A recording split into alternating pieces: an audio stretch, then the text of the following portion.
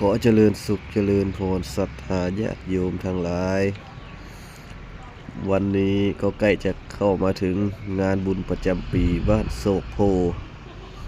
อำเภอบึงโขงหลงจังหวัดบึงกาฬจะเป็นการจัดงานบุญกองหดวันที่12มีนาคม2569ขณะนี้ก็กำลังเตรียมงานใกล้จะถึงงานแล้วก็จะมีศรัทธาญาติโยมมาร่วมบุญและก็มีพระภิกษุพระเถรานุเถระมาร่วมบุญด้วยใครเห็นแล้วก็ขอให้เจริญด้วยหน้าที่การงาน